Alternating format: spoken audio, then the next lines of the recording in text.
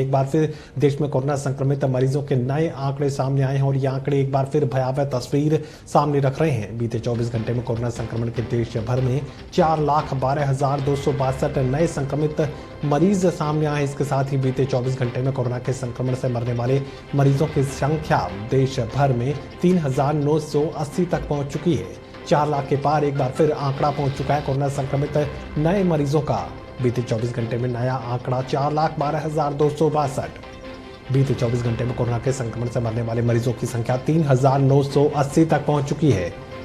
देश में इस वक्त 35,66,398 एक्टिव केस बने हुए हैं। देश में कोरोना से मरने वाले अब तक मरीजों की कुल संख्या 2,30,168 तक पहुंच चुकी है। बीते 24 घंटे में एक बार फिर 4 लाख के पार कोरोना संक्रमित मरीजों की संख्या पहुंच चुकी है। नया आंकड़ा 4,12,262। पिछले 24 घंटे में कोरोना के रिकॉर्ड 3,980 मरीजों की मौत भी हुई है।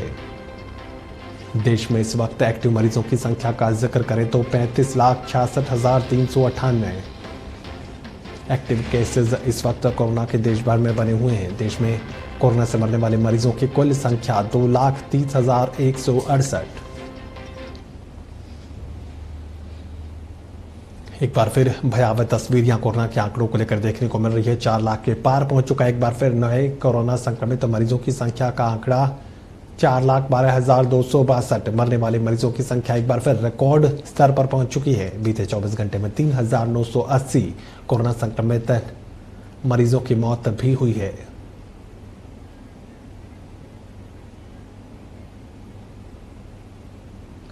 देश में कोरोना के टूटे सारे रिकॉर्ड। मरने वाले मरीजों की संख्या भी लगातार बढ़ती जा रही है।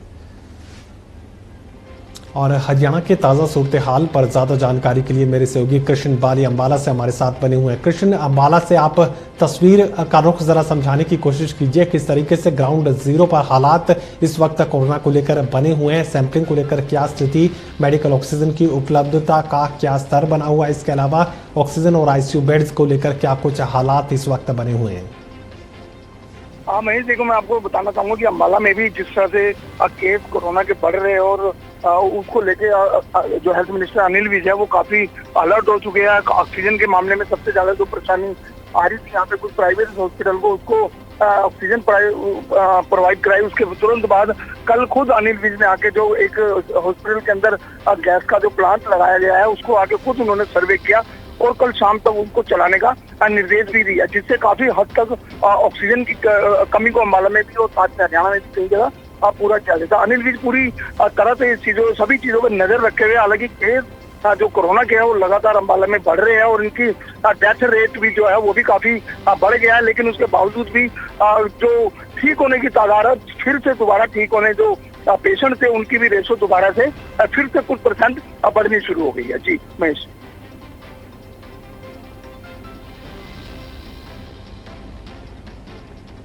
कृष्ण, अंबाला में शमशान घाटों की क्या कुछ तस्वीर इस वक्त देखने को मिल रही है, किस तरीके से शवों के अंतिम संस्कार को लेकर व्यवस्थाएं वहां पर रखी गई है, क्योंकि ज्यादातर जगहों पर हमने देखा कि लंबी कतारें शवों के अंतिम संस्कार को लेकर शमशान घाटों के बाहर देखने को मिल रही हैं। महेश, मैं इसमें यहाँ बता दूं, अंबाला के अंदर जो शमशान घाट वाली सिचुएशन जो भी काफी हद तक ठीक है, क्योंकि निगम कमिश्नर जो है उपायुक्त जो डीसी महोदय उनके आदेश पर लगातार सभी अंबाला के शमशान घाट पर नजर बनाए हुए और वहाँ की व्यवस्था को भी जांच रहे हैं। लेकिन अंबाला के अंदर 10 से लेकर 14 तक जो डेथ हो रही है लगभग डेली, तो उसको लेकर अंबाला के अंदर इस तरह से कोई भी अर्थव्यवस्था जो व्यवस्था है जो बिल्कुल सही देखने को मिल रही है, व्यवस्था बिल्कुल भी खराब नहीं है। लेकिन उसके बावजूद भी जो डीसी है अंबाला के वो पूरी तरह से इस पर नजर बनाए हुए हैं। जी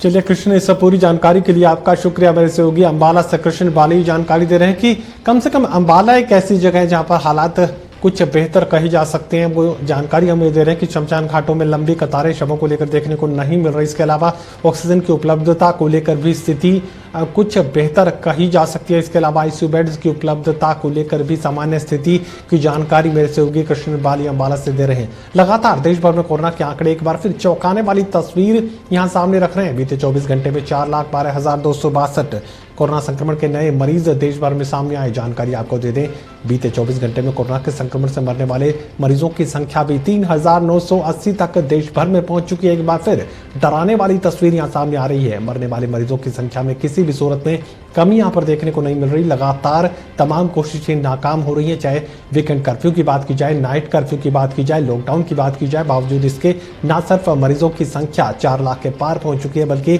3,980 मरीजों की मौत भी बीते 24 घंटे में सामने आई है। पानीपत से मेरे सहयोगी देवेंद्र कथुरिया इस खबर पर हमारे साथ बने हुए हैं।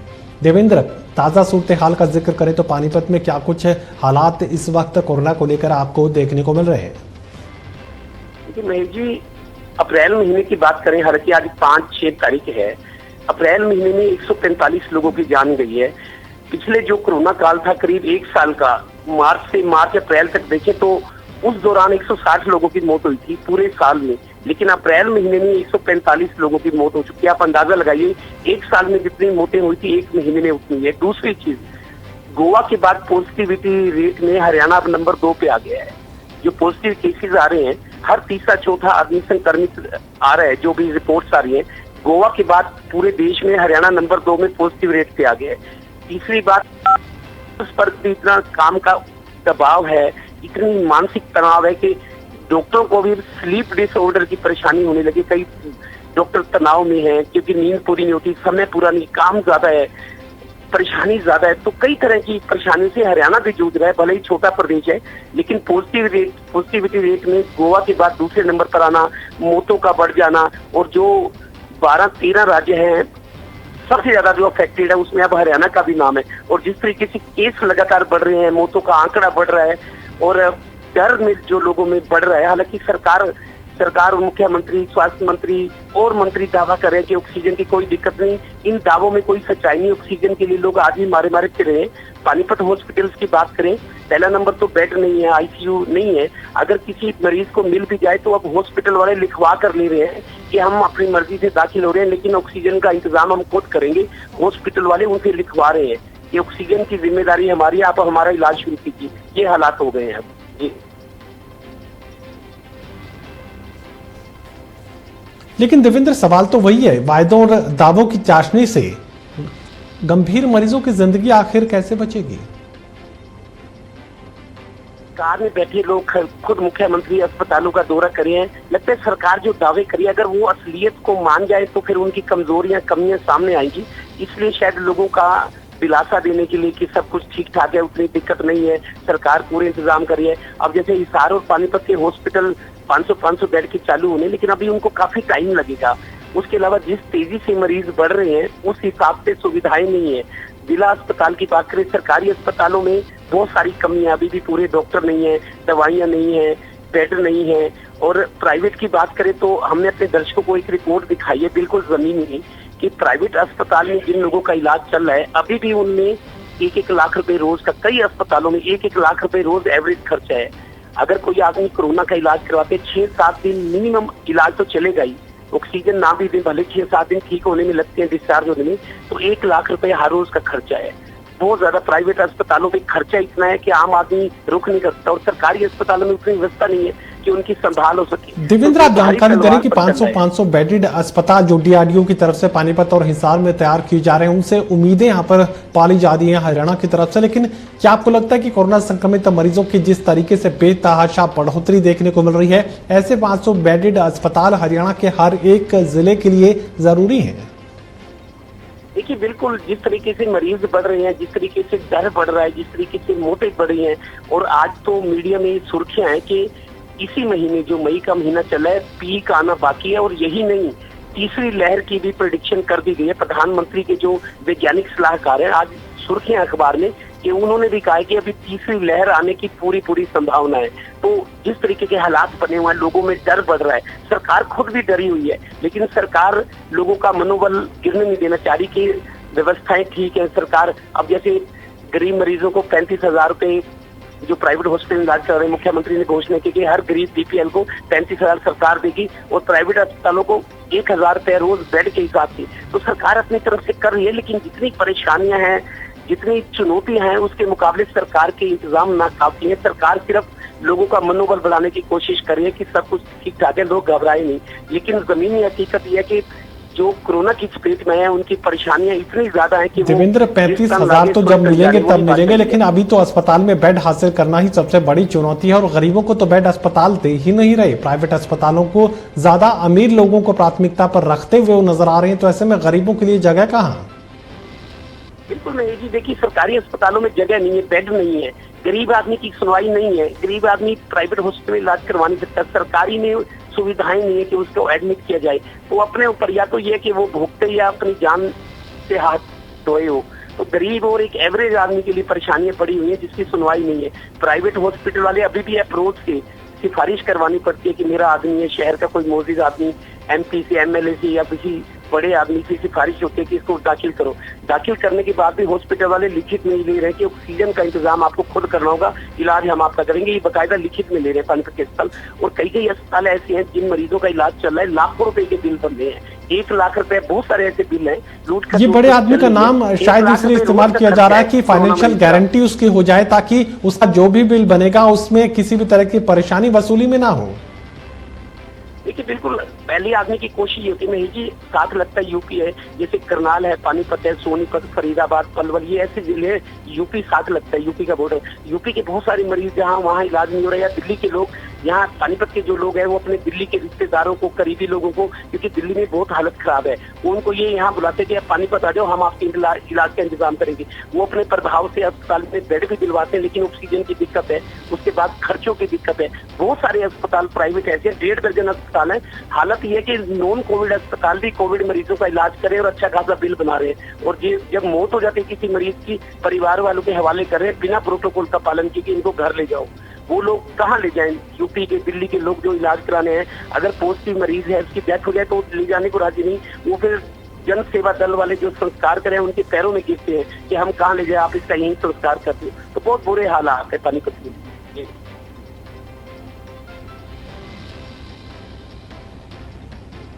चलिए देवेंद्र, इस पूरी जानकारी के लिए आपका शुक्रिया। मेरे सहयोगी देवेंद्र कथूरिया ग्राउंड जीरो के हालात से आपको रूबरू करवा रहे हैं, किस तरीके से परिस्थितियां वहां पर बनी हुई हैं। नॉन कोविड हॉस्पिटल्स भी कोविड मरीजों का इलाज यहां पर करने में लगे हैं। लाखों रुपए का बिल वसूला जा रहा है, रोजाना 1 लाख रुपए तक कोरोना के मरीजों से प्राइवेट अस्पतालों की तरफ से वसूले जा रहे हैं, जबकि हरियाणा की सरकार की तरफ से सीमा तय कर दी गई है, उससे ज्यादा पैसे कोई भी प्राइवेट अस्पताल नहीं ले सकता। लेकिन चूंकि एक बेड का संकट है और अपनी जिंदगी को बचाए रखने के लिए लोग अपना सब कुछ बेचकर भी अस्पतालों को पेमेंट करने के लिए तैयार है, उन्हें पैसे देने के लिए तैयार है। लगातार इसी तरह की भयावह तस्वीरें यहाँ पर देखने को मिल रही हैं। प्राथमिकता प्राइवेट अस्पतालों के सिर्फ पैसे वाले लोग हैं, और वो भी प्रभाव के साथ। अगर सिफारिश भी हो और मोटा बिल भी वो अदा कर पाने में सक्षम हो तो ऐसे लोगों को ही अस्पताल में बेड मिलता है, और जिन लोगों को अस्पताल में इस वक्त बेड मिलता है वो खुद को खुश नसीब समझते हैं। यमुनानगर से मेरे सहयोगी राहुल सहजवान इस खबर पर हमारे साथ बने हुए हैं। राहुल, यमुनानगर की तस्वीर को मैं समझने की कोशिश करूं तो किस तरह की परिस्थितियां वहां पर हैं? लगातार ही जानकारी दी जा रही है कि जो सरकारी दावे हैं दरअसल वो खोखले हैं, और जमीनी हकीकत में आम आदमी की जिंदगी बड़े खतरे का सामना कर रही है। जी महेश, देखिए जैसा कि आपने बताया कि पूरे देश में यही हालात हैं, और अगर बेड्स की बात करें तो बेड्स यहाँ पर भी बेड्स की कमी जो है वो साफ तौर पर देखने को मिल रही है। लगातार जो पेशेंट हैं वो दूसरे जिले से भी यहाँ पर पहुंच रहे हैं, और आसपास के जितने भी दिल्ली हो, चाहे वो नोएडा हो, चाहे वो गुरुग्राम हो, वहाँ से भी जो पेशेंट है वो यहाँ पर इलाज करवाने के लिए यहाँ पर पहुंच रहे हैं। सरकारी प्राइवेट की अगर बात करें तो प्राइवेट हॉस्पिटल में कोई भी बेड ऐसा खाली नहीं है जहाँ पर किसी पेशेंट को दोबारा से एडमिट किया जाए। सारी जो फैसिलिटीज हैं वो यहाँ पर फुल हैं, लेकिन उसके बावजूद भी लगातार, चाहे वो समाजसेवी संस्थाएं हो, चाहे वो सरकारी हो, प्रशासन की बात हो, तो लगातार तमाम जो चीजें हैं फैसिलिटीज को बढ़ाने का यहाँ पर काम कर रही हैं। सामाजिक संस्थाओं ने 21 बेड की व्यवस्था यहाँ पर की है, जिससे जो सरकार को और जो पेशेंट है उनको फायदा यहाँ पर होने वाला है। और ऐसे में अगर प्रशासन की बात करें तो लगातार प्रशासन भी हर वो जरूरत की चीजें जो है कोविड पेशेंट्स को यहाँ पर उपलब्ध करवाने का काम जो है वो यहाँ पर कर रहा है। अगर ताजा हालात की बात करें तो लगातार कोरोना संक्रमण तेजी से यहाँ पर यमुनानगर में फैलता हुआ नजर आ रहा है। 24 घंटे में 390 कोरोना के नए मामले जो है वो सामने आए हैं और 176 जो कोरोना संक्रमित मरीज जो पिछले काफी लंबे समय से जिले के विभिन्न अस्पतालों में और होम आइसोलेशन में है वो यहाँ पर ठीक हुए हैं। लेकिन सबसे बड़ी बात, लगातार जो कोरोना संक्रमण से जो लगातार मौत का आंकड़ा है वो लगातार बढ़ता हुआ जा रहा है। 24 घंटे में 5 लोगों की मौत जो है वो कोरोना से हुई है, जिसका जो आंकड़ा जो बढ़कर 191 हो गया। अब तक कोरोना से जिले में 191 मौत हुई है। तो अब अगर सक्रिय मरीज की बात करें तो जिले में 1918 जो है सक्रिय मरीज जिले में है। लगातार कोरोना संक्रमण जो है वो तेजी से फैल रहा है। ऐसे में प्रशासन और सख्त है। जगह जगह पर जहां पर नाके लगाने की जरूरत है, लोगों को बेवजह जो सड़कों पर घूम रहे हैं उनको यहाँ पर अवेयर यहाँ पर किया जा रहा है। और ऐसे में जिला प्रशासन ने एक अहम यहाँ पर फैसला यहाँ पर लिया है। जो समय दुकानों को खुलने का यहाँ पर दिया गया था राहुल, अंबाला के प्राइवेट अस्पतालों में, यमुनानगर के प्राइवेट अस्पतालों में लाखों की रकम वसूलने की घटनाएं कोरोना मरीजों से क्या यहाँ पर भी देखने को मिल रही है?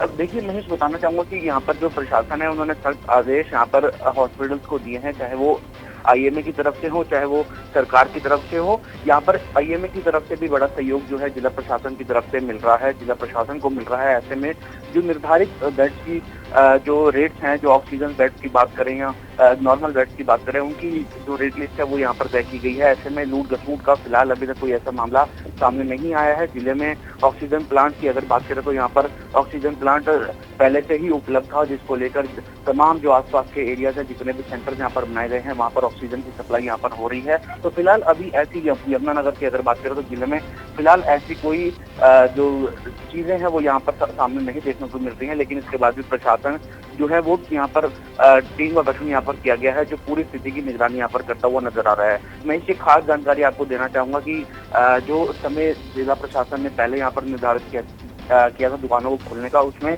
बड़ा बदलाव यहाँ पर किया है। जो दुकानें सुबह 9 बजे से लेकर 6 बजे तक खुलती थी, जो ग्रोसरीज की हो चाहे वो किराना की हो, यहाँ सब्जी की दुकानें हो, उनमें यहाँ पर टाइम में बदलाव किया है। वो 9 बजे से सिर्फ अब 2 बजे तक ही यहाँ पर खुलेंगी, क्योंकि लगातार कोरोना संक्रमण तेजी से फैल रहा है। उसको लेकर ही इन दुकानों का जो है समय में बदलाव यहाँ पर किया गया है। जी महेश।